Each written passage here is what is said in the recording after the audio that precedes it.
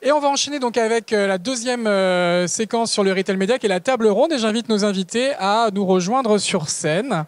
Alors on va mettre...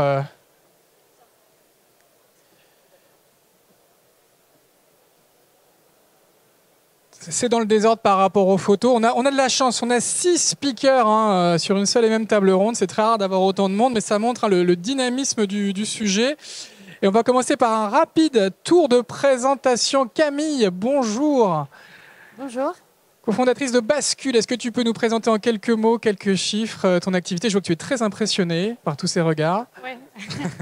Ils sont vraiment en train de me fixer. Non, Bascule, c'est une société qui accompagne les marques de grande consommation, plutôt alimentaire, sur les circuits e-retail, avec une partie conseil qui va jusqu'à la négo, l'assortiment, etc., dont on ne va pas trop parler aujourd'hui. Une agence média spécialisée en e-retail média et une boîte de data pour analyser le comportement du e-shopper dans le sales funnel. Quelques chiffres, l'entreprise a un peu plus de 2 ans, on est un peu plus de 20 collaborateurs et on travaille avec une trentaine de marques. Voilà. Bravo, merci pour cette présentation. À ta gauche, Maxence, bonjour. Directeur commercial chez Retency. Retency, pareil, même question, en quelques mots, quelques chiffres, quelques dates. Bonjour, donc Retency, c'est une privacy tech, c'est principalement une boîte d'ingénieurs et on a 2 métiers, un métier historique et sur tout ce qui va être le traitement de la donnée à des fins, on va dire, d'analyse de flux, d'analyse de parcours, la mesure de performance des campagnes pour avoir des KPIs comme temps moyen passé, le taux de visite. Et on a aussi plus récemment développé une deuxième offre qui est une offre de Data Clean Room. Donc c'est une offre qui permet en fait aux acteurs de pouvoir opérer des jointures entre différentes bases de données dans le respect de la privacy. Et c'est avec cette casquette-là aujourd'hui que j'interviens sur le sujet de la privacy. Et voilà, très rapidement, Retency, parmi les clients, ça va être des marques, des annonceurs, des agences médias. Donc c'est un portefeuille client assez vaste. Très bien. À votre gauche, Arthur Gibelin, directeur One Shopper chez iProspect, je ne dis pas de bêtises. Exact. Est-ce qu'on peut présenter iProspect, qui appartient à une grande agence? Tout à fait, le groupe Dentsu. Donc bonjour à tous. Arthur Gébelin, donc je suis directeur One Shopper, directeur e-retail chez iProspect, et je gère donc une équipe d'experts e-retail qui accompagnent donc nos clients sur leurs enjeux e-retail, e-retail média, entre autres sur différents leviers, que ce soit les leviers Drive, Marketplace, Pure Player, etc. Et on gère un peu plus de 20 millions de billings sur ces leviers-là. Et donc la mesure est un vrai sujet pour nous et on accompagne au quotidien nos clients sur ces sujets-là. Et je suis très content d'être avec vous aujourd'hui pour en parler. Très bien. À votre gauche, Martin. Antoine, bonjour Martin également. Quelques mots de présentation. Bonjour à tous. Donc moi je suis e-commerce stratégiste chez GroupM Commerce. Donc GroupM Commerce qui est l'entité dédiée aux problématiques commerce et omnicanal des clients du groupe média qui est GroupM. C'est une équipe qui a maintenant 3 ans d'existence en constante progression. On est passé de 3 à 10, même plus de 10 personnes maintenant. Tout ça pour une petite vingtaine de clients aussi. Très bien, merci. À votre gauche, Eric Guillers de Shopper Factory. Est-ce qu'on peut présenter aussi votre activité? Bonjour Jérôme, bonjour à tous. Donc Shopper Factory, c'est un trading desk que j'ai créé il y a 4 ans et qui est dédié aux marques de grande consommation. Et donc un trading desk, c'est une société qui opère des campagnes digitales, donc en programmatique, des campagnes display, vidéo, réseaux sociaux, pour le compte de marque. Voilà. Et Shopper Factory est une filiale de Média Performance, qui est l'un des acteurs historiques du retail média, alors depuis plusieurs décennies, qui opère des campagnes en magasin, donc principalement en GSA, en grande distribution alimentaire. Et donc nous, on déploie ces campagnes qui sont réalisées en magasin sur les devices digitaux, les mobiles, les ordinateurs, de plus en plus la télé, voilà, pour faire des couplages entre les activations magasins et les activations digitales. Très bien, à votre gauche, Nicolas Tronois, bonjour, de Lucky Cart. Même question, présentation rapide de Lucky Cart. Il n'y a pas de son apparemment sur ce micro. Hop, on change de micro. C'est mieux. Voilà. Donc Nicolas Tranois, je suis le directeur marketing de Lucky Cart. Et nous, on est une data tech. On est une cinquantaine de personnes aujourd'hui, avec un tiers de data scientists, un tiers de tech et un tiers d'experts retail. On couvre aujourd'hui quasiment 90% du drive en France. Et en fait, on propose aux industriels de faire des activations sur le drive, qui sont les activations de conversion à l'achat. Très bien. D'autres chiffres sur l'activité? 90% de coverage, non? C'est pas mal, c'est pas mal, on va rester là-dessus. Alors un petit mot juste sur la croissance du retail média, Camille, peut-être, on le disait, c'est en train de devenir Camille a besoin d'un micro. C'est en train de devenir le 3e grand marché publicitaire après le le search et le social, et c'est évidemment une tendance que vous accompagnez depuis quelques années, mais il y a une vraie rupture sur le marché de la publicité. Oui, en effet, c'est un marché qui est en constante progression et on se rend compte que même en période de crise comme ce qu'on peut voir aujourd'hui, le e-retail média continue à progresser pour plein de raisons, notamment parce qu'il était historiquement sous-investi, mais aussi parce que, et on va le voir notamment avec des partenariats comme Lucky Cart, c'est un média qui est très très proche du panier et donc de la conversion. Donc avec des ROI qui peuvent être potentiellement plus intéressants, si évidemment on cherche à générer de la vente, mais on cherche toujours in fine à générer de la vente par rapport à d'autres médias qui vont être plus sur de la conversion ou avec des objectifs haut de funnel entre guillemets. Et donc c'est un média qui sous-investi et dans ce type de période est particulièrement opportun. Et vous anticipez encore de très fortes années de croissance à l'avenir? En tout cas, nous on le sent chez nos clients, les investissements augmentent. Et les clients se rendent compte que c'est un média qui était vraiment historiquement pas assez investi. Souvent, les clients n'étaient pas encore accompagnés par des agences ou des experts. Et donc là, on est vraiment au début de ce marché. Maxence, même question. C'est une surprise, l'explosion du retail média? Non, pas vraiment une surprise. Alors nous, ça fait longtemps justement qu'on opère la mesure de performance de campagne, mais on voit que depuis un certain temps, et notamment avec la fin des cookies tiers, bah voilà, les marques, les annonceurs capitalisent de plus en plus sur leurs données first party, et donc ça nous emmène justement à pouvoir exploiter toute cette donnée pour pouvoir justement opérer des mesures. Pour Etensi, en fait, la porte d'entrée du retail média, ça va être la mesure de performance justement de ces campagnes. Et donc aujourd'hui, on voit que cette mesure, elle est extrêmement large et elle touche en fait, des acteurs dans un univers extrêmement différent. On va en reparler. Arthur, comment on peut expliquer concrètement le succès du retail média? C'est d'abord des inventaires et des consommateurs qui sont vraiment en position d'acheter, hein. Oui, tout à fait, effectivement. C'est des inventaires qui sont présents donc, sur les sites des retailers, les retailers qu'on connaît tous aujourd'hui. Et effectivement, pour répondre à la question précédente sur l'émergence du retail média, pas mal d'agences ont pris ce tournant-là du retail média il y a quelques années. Je vois avec iProspect qui a créé sa première entité dédiée au retail média en 2016, donc c'est un sujet qui n'est pas nouveau. Et avec des disparités sur la maturité entre les clients et les retailers alimentaires et non alimentaires qui est intéressante. On le voit avec une maturité très forte chez des retailers comme Amazon qui ont pris ce sujet-là aussi de pied ferme et l'usage de la data, comme le disait Maxime, qui est de plus en plus important également. Donc des inventaires de qualité qui sont notamment brand safe, hein, c'est important dans des périodes un petit peu anxiogènes comme aujourd'hui. Martin, c'est également des datas extraordinaires qu'on a dans le retail média. On a de la donnée transactionnelle. C'est pas simplement un comportement ou du socio-démo. Oui, c'est tout l'intérêt du retail média, c'est d'avoir accès à une donnée qui est exclusive et qui est avérée. Donc on ne parle pas de data démo qui fait du sens, c'est mieux. Data socio-démo qui fait du sens sur un certain nombre d'autres problématiques. Mais là, nous, on a la chance de traiter une data qui est transactionnelle, qui dit beaucoup du comportement des consommateurs. Donc concrètement, vous êtes capable de savoir si je préfère l'eau plate ou l'eau gazeuse, et même quelle marque d'eau gazeuse j'ai dans mon panier d'achat. C'est toute la logique que nous, on essaie de mettre en place, justement, de cibler en fonction des comportements de consommateurs et d'adapter du coup le rythme d'exposition, notamment à la fréquence d'achat ou aux objectifs de nos annonceurs. D'accord. Et donc, en tout cas, vous êtes convaincu que la croissance est devant nous sur ce marché-là? Ça va continuer à progresser? Ça va continuer à progresser, d'autant plus qu'il y a un certain nombre de verticales qui ne sont pas encore couvertes, notamment l'électroménager, ça marche déjà, mais le bricolage, la beauté, qui ne sont pas encore complètement équipés pour monétiser leurs inventaires. Donc là, il y a quand même une source de valeur à aller chercher et des nouveaux clients à les capter pour nous les accompagner. Donc même si on considère qu'on commence à être mature sur la GSA, il y a encore pas mal de place à prendre. Eric, vous, c'est une tendance évidemment que vous suivez depuis quelques années. Vous pensez aussi que c'est que le début aujourd'hui? Oui, on est au début. Alors c'est vrai que nous, de notre côté, Shopper Factory, comme notre maison mère, Média Performance, c'est un acteur historique du retail média. Pour nous, c'est pas très nouveau. Parce que le retail média, ça a commencé il y a très longtemps en magasin. On rappelle que c'était un des importateurs du concept de la publicité sur les caddies, hein, c'est ça? Voilà, tout ce qui est publicité imprimée, donc sur les caddies, après dans les rayons via les stop rayons. Depuis 6-8 ans, ça devient en DOH, donc avec des écrans qui sont de plus en plus grands, de plus en plus impactants, lisibles, etc. Et donc ça, c'est du retail média de base qui existe depuis plusieurs décennies. Il y a les coupons en caisse aussi. Et maintenant, ce qui est vraiment nouveau dans le retail média, c'est le côté digital, en fait, clairement. Et c'est le fait de... Forcément, quand vous faites des campagnes en magasin, elles sont très très ciblées parce que les gens viennent faire leurs courses, ils sont sur le lieu de vente. Et des enseignes, notamment en alimentaire, le taux de transfo, il est à 90%, donc il est très élevé.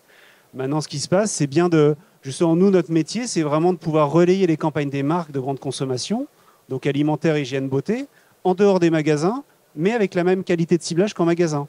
Et c'est vrai qu'on est au début, parce que nous, ce qu'on se rend compte quand on fait des meetings avec les marques, même avec les agences et même avec les retailers, c'est qu'il n'y a pas une maîtrise totale, justement, de ce qu'est le retail média, de où ça commence jusqu'où ça finit.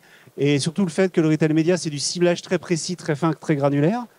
Donc c'est l'exécution de la campagne, bien sûr, sur les réseaux sociaux, en display, en vidéo, mais c'est aussi la mesure. Donc forcément, c'est ce que disaient justement mes collègues, c'est qu'en retail média, on peut mesurer beaucoup de choses. Donc on peut calculer le ROI, on peut calculer le coût d'un nouveau client, même si les ventes sont réalisées en magasin. Alors qu'avant, en e-commerce, c'est quelque chose qu'on peut faire depuis très longtemps. Le ROI, le coût d'un nouveau client, etc. Le retail média te permet de le faire même sur des ventes en magasin. Et on va parler de la mesure dans un instant. Nicolas, également, cette question du boom du retail média, du e-retail média, ça s'est particulièrement observé sur ce sujet du drive, hein, sur lequel vous êtes positionné. Bah, je pense que le fond, c'est c'est un changement shopper. C'est-à-dire la façon d'acheter, fondamentalement, ça a changé. On sait que ça leur plaît, on sait que ça va continuer. C'est quelque chose qui est là pour s'installer. Il n'y a qu'à regarder ce qui se passe aux États-Unis ou ailleurs, où clairement, c'est devenu un trend massif, voire la France est en retard. Sur le phénomène du drive en particulier. Sur le phénomène du drive, si vous il y a eu une accélération quand même pendant le Covid de ce type de. Si on regarde aujourd'hui au UK, la plupart des retailers vont être à 20-25% de leur business qui aujourd'hui est fait en drive ou équivalent drive, alors qu'en France ça varie, on est plutôt autour des 10% ou des 10-12% et ça c'est un peu redescendu récemment. On pourrait atteindre ces 25% avec du drive auto ou du drive piéton. On va l'atteindre, c'est-à-dire que je pense que c'est plus une question de temps qu'autre chose, mais aussi parce qu'il y a un certain nombre d'éléments, même pour les annonceurs, qui leur permettent de faire des choses qui étaient impossibles avant. Ce que disait Camille tout à l'heure, on est descendu tellement bas dans le funnel qu'on est en fait plus réellement sur du média. On est sur quelque chose d'hybride et le potentiel pour les marques est énorme. Alors avant de parler des irritants, si on peut parler des irritants, Camille, ça serait quoi selon vous aujourd'hui ce qui pourrait éventuellement ralentir sa croissance? On parlait de problèmes de transparence, de lisibilité. Oui. C'est un sujet important en ce moment. Si on se place par exemple du point de vue de la marque qui va investir sur les budgets e-retail média, les premiers irritants, c'est d'essayer de comprendre vraiment quelle campagne a performé et comment. Déjà, le premier irritant, c'est de pouvoir comparer la performance de campagnes qui vont être opérées par des prestataires différents. Pourquoi? Parce que un prestataire va fournir des scorecards avec tel et tel KPI, d'autres avec d'autres KPI. Donc, on compare des choux et des carottes. Ensuite, quand on est dans l'alimentaire, ça peut se comprendre. Oui, mais là, c'est compliqué. Quand on vend soi-même uniquement la même chose. Et après, quand bien même les gens auraient les mêmes KPI, dans la méthodologie de calcul de ces fameux KPI, ne sont pas toujours retenues les mêmes choses. Par exemple, lorsqu'on parle de ROI, donc de retour sur investissement, certains acteurs vont faire de l'avant-après. Les ventes qui ont été générées versus les périodes d'avant et après, etc. Ça a des biais, notamment de saisonnalité. Il peut y avoir de l'A/B test, beaucoup de choses. Et donc ça va être un irritant pour la marque dans son pilotage global budgétaire qui peut freiner à débloquer des budgets. Quand on parle de retail, média, on a déjà deux notions différentes. On a des KPI commerce et des KPI médias. Oui. Oui, et encore une fois, il va falloir aussi faire un choix, et ça c'est au niveau de la marque et du marketing, de quel est vraiment l'objectif de cette campagne. Est-ce qu'aujourd'hui j'ai besoin de faire connaître un produit parce que c'est une innovation et parce que du coup on va faire de la présence à l'esprit, et donc là on est sur des KPI plutôt médias, ou est-ce que finalement non, de toute façon moi ce que je veux c'est vendre, et ce qui va être important pour moi c'est mon ROI, mon ROAS, et du coup avoir des ciblages très bas de funnel, parce que en fait le but c'est simplement de vendre et on n'est pas là pour mettre des bannières et mettre des beaux visuels. Maxence, chez Retency, vous travaillez avec des acteurs de la publicité digitale traditionnelle, des acteurs médias. Comment vous regardez, vous, ces questionnements qui se posent dans le retail média? C'est finalement les questions qu'on pouvait se poser il y a 20 ans avec la pub digitale, ça va se normaliser, ou il y aura des questions un peu plus spécifiques à ce segment? Bon, déjà aujourd'hui sur le sujet de la mesure, je pense qu'il y a un gros travail à faire et je pense que l'Alliance Digitale est assez précurseur là-dessus et on a commencé justement à réfléchir sur le sujet. Et c'était d'ailleurs l'objet du livre blanc qui a été présenté par Florent juste avant. Mais de dire, pour rebondir par rapport à ce qui était dit, c'est aujourd'hui dans le retail média, on fait un vrai lien entre des KPIs, on va dire, ou de la donnée plutôt média et de la donnée commerce. Et on fait un vrai lien entre ces deux mondes qui se regardent un peu de manière, voilà.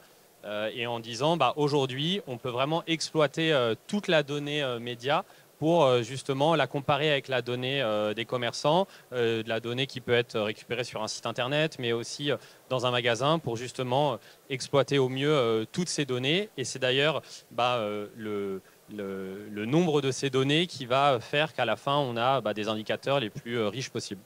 Arthur, votre groupe, il a démarré avec le marketing digital à la perf, si je ne dis pas de bêtises, votre entité.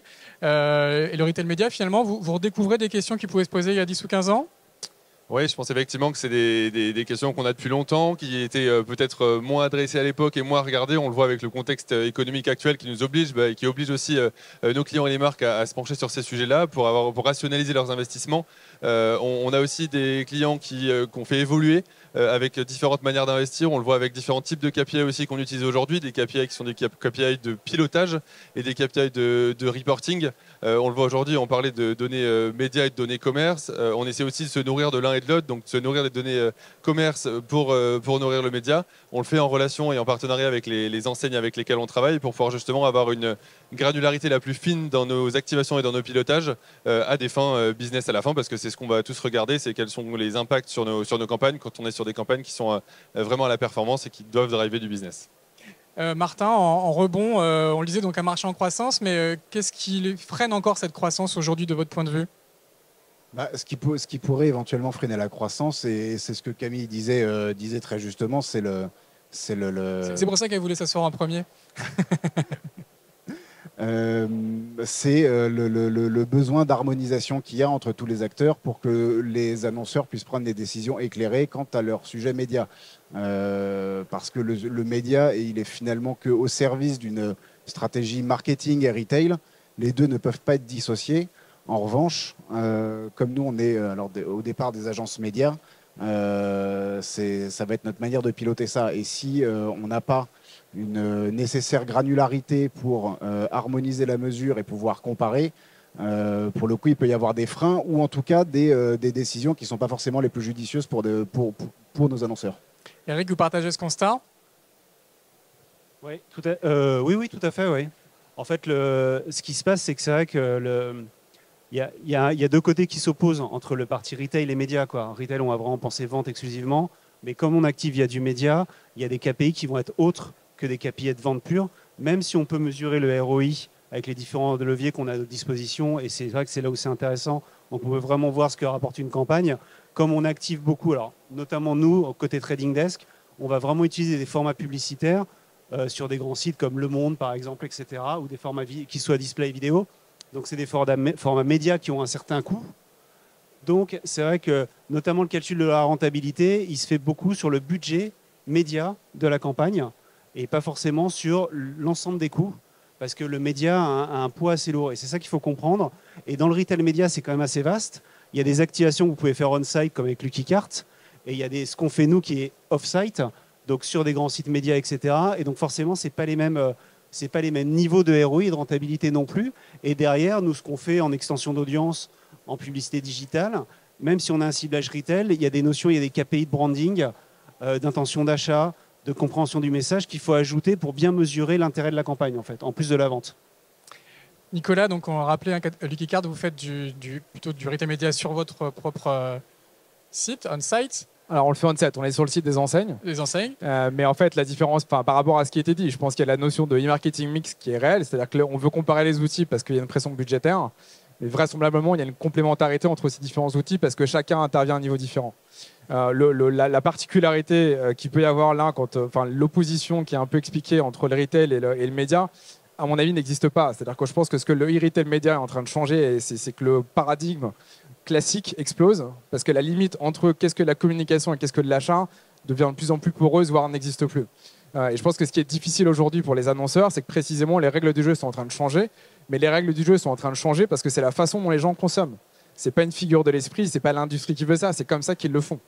Et donc plus on va avoir, là, toutes ces limites-là sont en train de se dissoudre, et donc des outils qui vont être hybrides, on va être capable de s'adapter le mieux possible à ce que fait le shopper. Et donc à la fin de l'histoire, les mesures qu'on utilise aujourd'hui, le fait qu'on regarde le média historique parce que c'est ce qu'on connaît est tout à fait logique, mais il y a un certain nombre de changements qui vont devoir arriver dans les KPI et dans la façon dont on les travaille pour comprendre simplement que le shopper est en train de changer. Et donc sa façon d'acheter, le fait que les parcours d'achat soient complètement éclatés et de plus en plus uniques est une réalité. Le ciblage devient de plus en plus difficile. Et vraisemblablement, la solution pour ça, c'est la personnalisation, la personnification. Alors, on peut peut-être évoquer concrètement les KPI, parce qu'il y a des marques, par exemple, comme Amazon, lorsqu'elles sont acheteurs d'espace, elles imposent souvent des KPI à la perf. Quand elles deviennent vendeurs, elles reviennent sur des KPI plutôt médias. Donc, c'est flou. Quels seront les KPI qui vont s'imposer, selon vous? Tous? Je pense que à partir du moment où on parlait du ROI et du ROS, fondamentalement, c'est un ratio. La vraie valeur importante à l'intérieur de ça, c'est le volume incrémental. C'est-à-dire qu'est-ce qui a été généré, soit d'un point de vue chiffre d'affaires, soit d'un point de vue volume. Et c'est là qu'on rentre dans les différentes méthodologies. C'est ce qu'expliquait tout à l'heure Florence. Il peut y avoir de la BTS, il peut y avoir de la comparaison de périodes, il peut y avoir de la modélisation. Mais fondamentalement, le vrai facteur qui devrait être regardé, c'est le volume incrémental. Camille, ça serait quoi les KPI vraiment à suivre? Et la question, c'est aussi qui doit les mesurer? Non, alors moi je suis d'accord avec Nicolas. Le ROI, le ROS, ce qui va être aussi fondamental, c'est de vraiment, notamment dans des calculs de ROI, comprendre ce qui est réellement dû à la campagne. Par exemple, ce qui est important quand on fait un retour sur investissement avant ou après période, c'est aussi d'essayer de comprendre est-ce que la croissance de la catégorie, si j'avais pas eu cette campagne, aurait déjà porté la croissance de mes produits. Ça, c'est déjà très compliqué. Alors c'est la question de l'attribution. Même dans le digital, on ne sait pas toujours le faire, mais même tout simplement sur des questions concrètes, ça doit être des KPI médias ou des KPI commerce, fondamentalement, ou même les deux. C'est les deux. Pour moi, c'est un mix des deux. Après, en fonction des objectifs de la marque, on va apporter une majeure et une mineure. Et après, sur la mesure, évidemment, la régie doit avoir son rôle, et les régies ont leur rôle.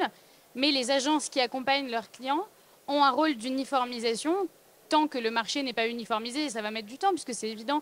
Chaque régie a aussi ses propres objectifs et sa façon de travailler. Le Keycart est sur l'ultra-personnalisation, très proche de la conversion. Forcément, les ROI et la façon ou même les KPI, la façon de les traquer va être un petit peu différente que sur des médias plus classiques avec des bannières, par exemple. Et sur des données de vente, c'est le média finalement qui les fournit, ces données. Il n'y a pas un tiers de confiance que l'on peut solliciter? Alors ça dépend. Nous, on a de la chance d'être agence, mais d'être aussi cabinet de conseil et de travailler avec les marques et les distributeurs sur l'ensemble des KPI, des marques de performance sur les sites e-retail. Donc on va avoir accès aux données de vente par les enseignes, mais pas côté régie, côté vraiment enseigne distributeur. Et donc là, ça va permettre d'avoir, entre guillemets, une forme de tiers de confiance pour rassembler tous ces objectifs-là. Maxence, cette mesure du média, cette mesure du commerce, est-ce qu'elle doit passer par des tiers de confiance ou est-ce qu'elle peut être réalisée par les médias eux-mêmes? Je pense que pour toute mesure, c'est hyper important d'avoir justement un acteur qui soit tiers de confiance. Et aujourd'hui, il y a dans plein de marchés, il y a plein de solutions ou de sociétés. Je pense au CESP, à Affimétrie, Médiamétrie, qui justement vont aller auditer des méthodologies. Et c'est très important d'harmoniser ces méthodologies pour que chacun justement des marques, lorsqu'ils ont justement accès à des résultats, puissent pouvoir les comparer entre eux. Et ça n'a pas toujours été la norme dans la publicité digitale d'avoir un tiers de confiance? Non, mais j'espère en tout cas que ça tend à le devenir justement. En tout cas, on fait tout pour. Arthur, c'est quoi votre regard là-dessus? Qui doit mesurer? C'est une très bonne question et je pense que le fond de la question, c'est aussi où est la source de données. Où est la source de données, que ce soit côté annonceur comme côté enseigne. Côté annonceur, c'est la source de données sur les budgets, qui investit les budgets et pour quelles raisons. Et côté enseigne, on le voit, les enseignes, en fonction des enseignes, on a des niveaux de granularité d'accès à la donnée qui sont pas forcément les mêmes, qui nous amènent des possibilités de mesure qui sont aussi différentes. Et là-dessus, il y a tout un travail d'éducation du marché. C'est le travail que fait aussi l'Alliance Digitale, de mettre un peu autour de la table tous ces acteurs-là pour poser les choses, essayer de trouver des solutions pour qu'à la fin, on puisse avoir une mesure plus précise grâce à cette donnée-là, qui est la donnée finale, qui est la donnée de vente. Et si la donnée du retail média, la donnée transactionnelle, c'est celle qui fait vraiment la différence, on ne peut pas demander aux marchands de ne pas la fournir. On ne peut pas aller chercher un tiers qui ne l'aura pas. Ouais, le point, c'est que la base, c'est vraiment la donnée qui est détenue par les enseignes elles-mêmes et qui ont, du fait de l'historique du retail classique, ont un regard sur cette donnée-là et qui est vraiment clé pour eux et la clé de leur business aussi. On voit de plus en plus d'acteurs, je pense à Memory par exemple, qui permettent maintenant à des annonceurs d'avoir accès à de la donnée. Donc c'est un tiers de confiance qui permet à des annonceurs d'avoir accès à de la donnée justement de sell-out à des fins d'insight, à des fins d'analyse, à des fins de category management, qui permet de nourrir les campagnes médias également. Mais les enseignes continuent à garder quand même la main sur leurs données. Martin, quelle est votre vision, vous, de la mesure? Qui doit mesurer? Est-ce qu'il y aura des tiers de confiance ou est-ce que les marchands resteront incontournables pour s'auto-mesurer finalement? Bah, déjà, dans la mesure où on parle de données propriétaires, les marchands seront dans tous les cas incontournables et il ne faut pas que la mesure se fasse en opposition à eux. Ils ont leur mot à dire. Après, est-ce qu'il faut un tiers de mesure? Oui, ça serait l'idéal puisque ça serait la garantie d'une transparence et d'une fiabilité totale. Après, un juste milieu, ça peut être aussi, et il y a déjà des initiatives dans ce sens-là, à l'initiative des marchands, de mise à disposition de leurs données dans des environnements protégés, safe, et qui permettent aux agences et aux annonceurs d'avoir une vue hyper granulaire de leur vente dans telle ou telle enseigne. Et ça, c'est une demande des agences comme les vôtres, hein, d'avoir des cadres relativement standardisés pour pouvoir comparer les inventaires entre eux? Alors oui, comparer les inventaires entre eux, oui, et puis surtout pouvoir construire nos propres frameworks de mesure, dans le sens où un annonceur, il nous parle pas nécessairement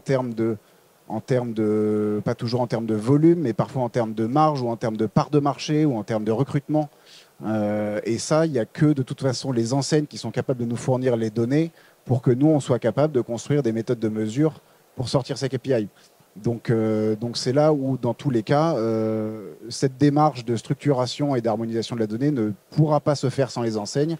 Et il faut qu'elles soient autour de la table et qu'elles soient partie prenante de toutes les discussions. Eric, sur cette question, quelle est votre vision?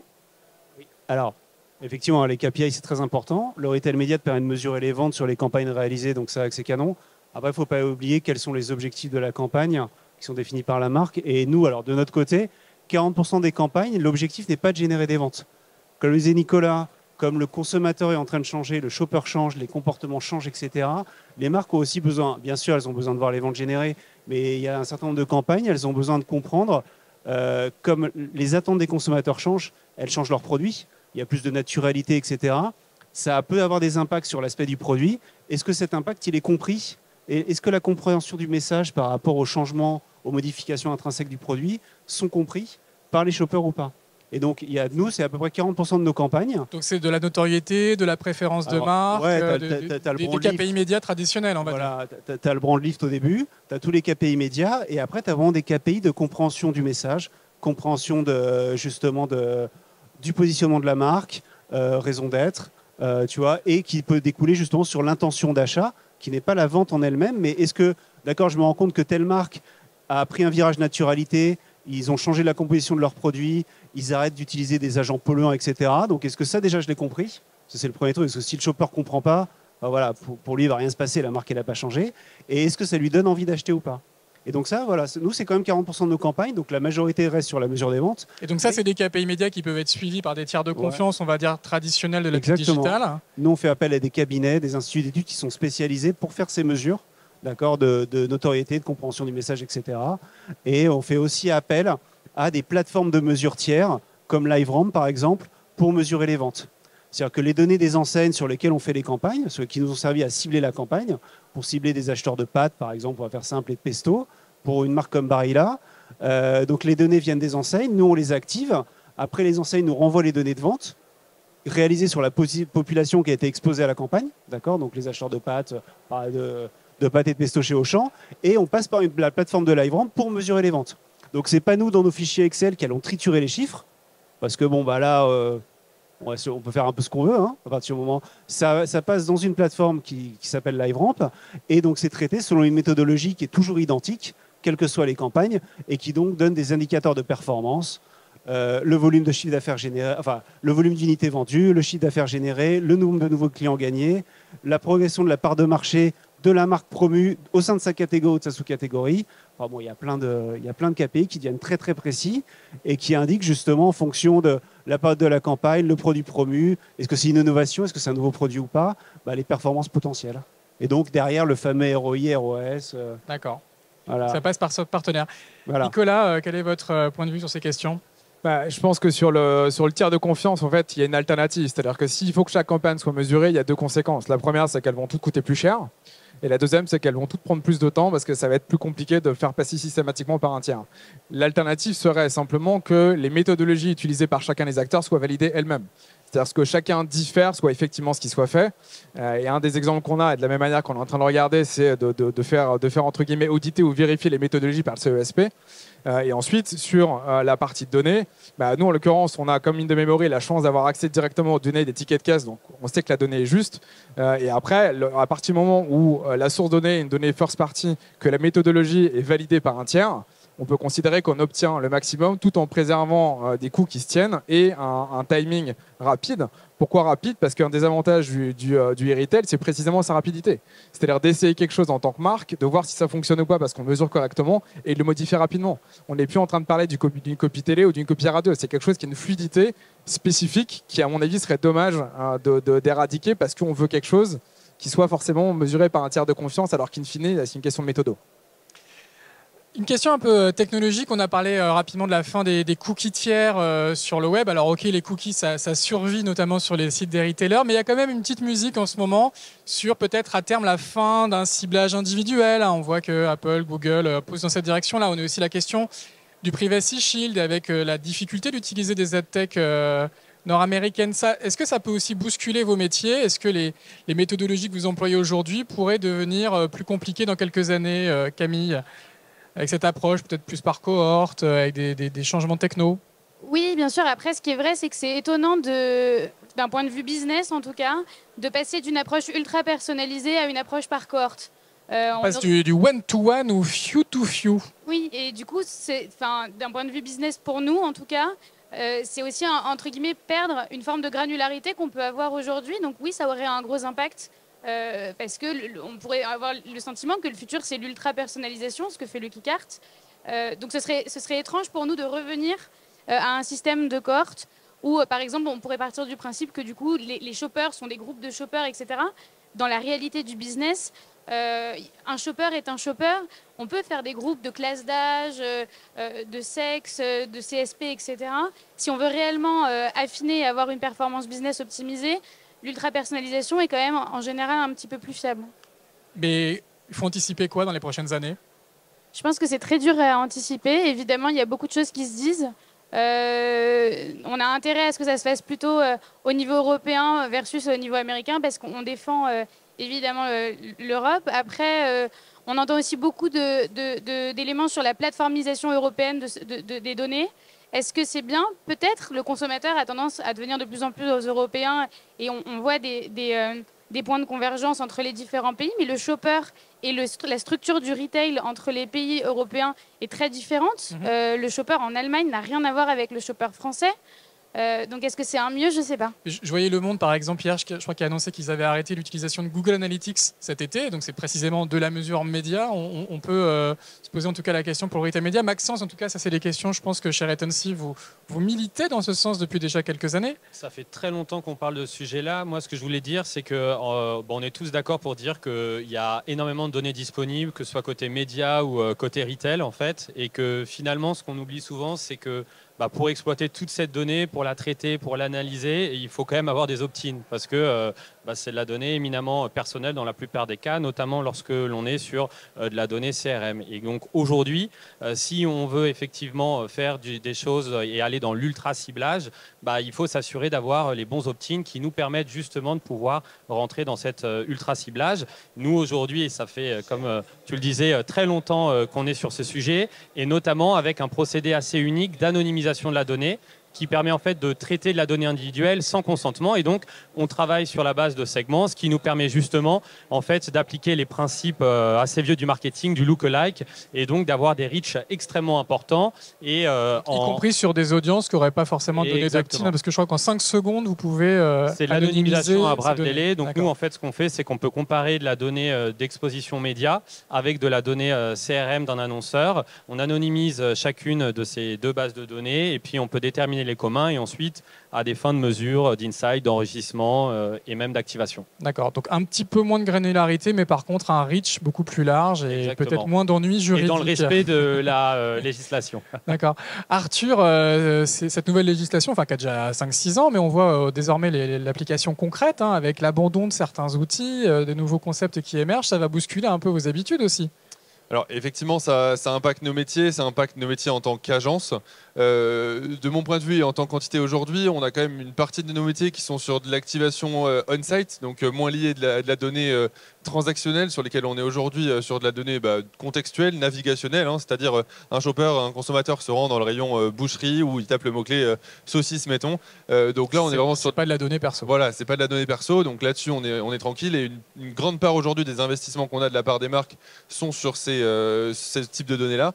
Après, effectivement, demain, on le voit, on a une part grandissante du budget de nos clients qui va sur de la data transactionnelle, que ce soit en on ou en off-site. Donc ça va arriver, mais pour l'instant, on est quand même préservé. D'accord. Et là, vous allez essayer de travailler justement avec des plateformes européennes qui sont RGPD compliant pour éviter les problèmes futurs peut-être sur ces segmentations. Ouais, effectivement, on a des échanges et bien sûr des réflexions là-dessus. On intègre, nous en interne, toutes nos équipes dédiées sur ces sujets-là pour pouvoir justement être en anticipation des évolutions du marché, même si on en apprend tous les jours et on le voit au quotidien ensemble. Il y a des changements structurants qui vont se faire à court terme.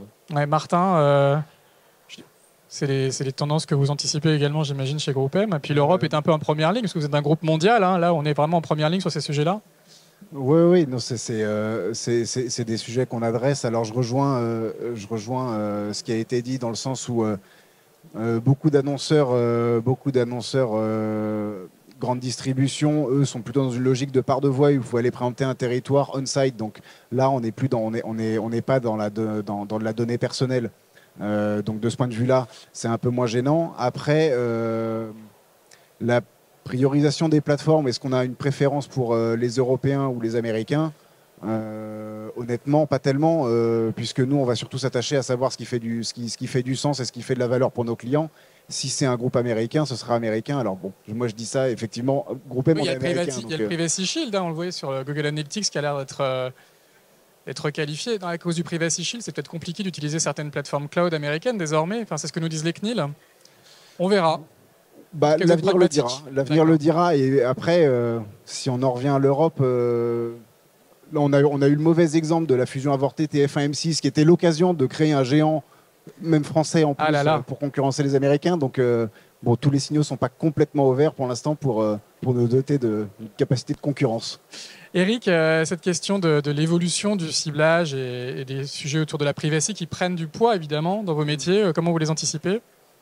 Alors nous, c'est vrai que ce problème de privacy, c'est une mauvaise nouvelle pour le métier en tant que tel. Hein. Là-dessus, oui, il y a moins de données, moins de précision, moins d'efficacité. Et la solution de Google, pour revenir à ce que tu disais au début, les cohortes, c'est clairement pas une bonne solution. Pour le coup, c'est beaucoup trop grossier en termes de ciblage. En tout cas, c'est mon avis. Et si tu impactes le ciblage, tu impactes aussi la mesure. Parce que le ciblage est cassé, tu peux pas mesurer, quoi. Donc c'est un vrai sujet. Nous, en termes de plateforme, le Privacy Shield, c'est aussi un autre sujet. Parce qu'on utilise majoritairement des plateformes américaines, nous, de notre côté. Pour le cloud, pour faire tourner les applications. Ouais, voilà. Donc là, on est en train de se tourner depuis fin d'année dernière, début de cette année, sur des plateformes européennes, d'accord, qui justement pour au moins se préserver de ça. Mais c'est vrai qu'on peut pas. Enfin voilà, de toute façon, on travaillera toujours. Comme disait Martin, on travaille toujours avec les deux, quoi. Étant donné qu'il y a des technos qui sont. C'est pas qu'elles n'existent pas en Europe, mais elles sont pas au niveau que les technos américaines. Retard, ouais. Donc donc c'est un vrai sujet. En même temps, c'est en train de se construire des solutions soit de remplacement des cookies, hein, parce que c'est un peu ça, hein, toutes les solutions d'ID tiers, etc., sont en train de se construire, sont en train de soit d'être localisées parce qu'elles viennent des États-Unis, soit de se construire et d'être testées en Europe. Il y a Prisma qui a incubé une start-up qui s'appelle First ID, donc voilà, qui vient d'émerger il y a quelques semaines. Tout ça est en train de se construire, on y verra plus clair d'ici 12 mois, je pense. Voilà, mais c'est vrai que la réglementation peut encore évoluer. Et donc potentiellement rebrouiller ou recomplexifier les choses. C'est vrai que c'est très compliqué, Nicolas. Puis il nous restera une minute pour un mot de conclusion. Non, mais sur cette partie-là, sur l'aspect, je pense que sur l'aspect européen, évidemment, on préférait pouvoir prendre des prestataires qui soient européens. La réalité aujourd'hui, nous, dans notre cas, avec la quantité de données qu'on a, techniquement le seul qui peut nous accompagner, c'est Google. Donc jusqu'à ce qu'on trouve quelqu'un qui soit capable de le faire, on restera avec Après, la plupart des grands noms du retail en France, ils sont nos acteurs français et européens. Hein, donc Absolument, en oui. dehors d'Amazon. Oui, mais en l'occurrence, si c'est sur les données que nous on récupère des retailers et qu'on utilise techniquement, les clouds sont. le seul cloud, il y a 2 clouds qui peuvent le gérer, c'est Amazon Google et et Amazon. Google, ouais. Le jour où on a une alternative, on y va, il n'y a pas de souci. Mais dans les faits, aujourd'hui, c'est pas possible. Et ensuite, je pense que sur l'évolution, je pense que l'opposition qui existe aujourd'hui entre la précision et le respect de la privacy est trop simple. Parce qu'en réalité, à partir du moment où on a un intérêt légitime, à partir du moment où on réussit à gérer concrètement les consentements et le first party data, il existe une voie pour avoir les deux. Elle est plus compliquée, elle est plus fine, il faut faire attention, mais c'est quelque chose qui existe. Et donc la réalité, c'est que le système des cohortes, oui, peut être intéressant, mais de la même manière, ce n'est pas une solution pour tout le monde. Et une des spécificités du retail média, c'est la diversité des opérations. Et encore une fois, si ça devient des blocages à l'innovation, ce sera un problème. Et donc effectivement, et là, l'IAB montrait aussi sur le niveau européen, vraisemblablement, la CNIL va très loin par rapport à ce qui va se faire en Europe. Il peut se passer pas mal de choses. On va suivre ce sujet. À tous les 6, un mot de conclusion, un hashtag de conclusion. Camille, le retail média, beau potentiel, mais c'est compliqué, il faut être bien accompagné. Oui, je sais pas, hashtag bascule. Bascule. On rappelle l'URL de votre société, bascule.me. Bascule.me, un peu original.me. On dira pas que c'était parce que le reste n'était pas dispo, mais il y a une vraie stratégie marketing derrière.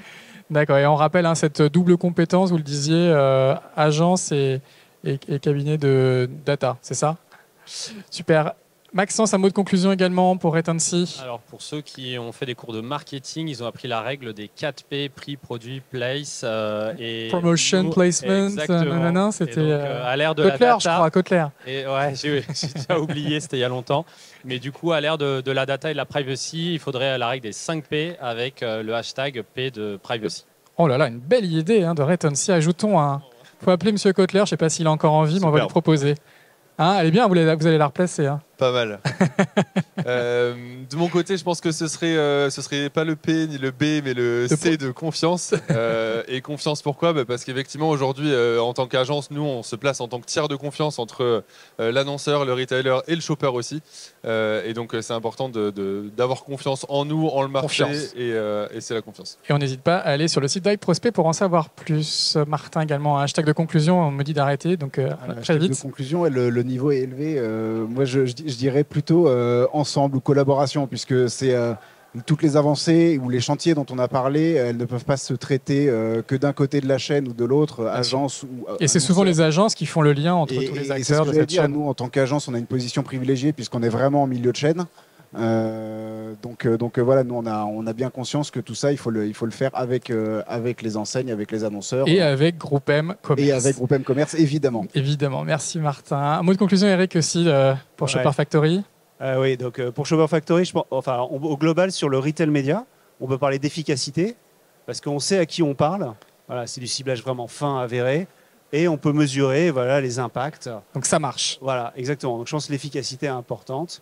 Et donc voilà. Et c'est shopperfactory.fr. Shopperfactory.fr. Merci Eric. Nicolas, un petit mot de conclusion aussi? Ouais, alors le hashtag, ce sera personnification, parce que je pense que c'est une des solutions à beaucoup de problèmes qu'on a aujourd'hui. Personnification, donc c'est pas personnalisation, il y a une nuance. Personnification, absolument. Et la nuance? Et la nuance, c'est que personnalisation, c'est les données personnelles, et personnification, on crée un avatar pour pouvoir agir gentiment. On bascule dans le métaverse déjà avec Nicolas et Lucky Cart. Merci en tout cas à tous les 6 pour vos témoignages. Merci à tous pour votre attention. On peut les applaudir.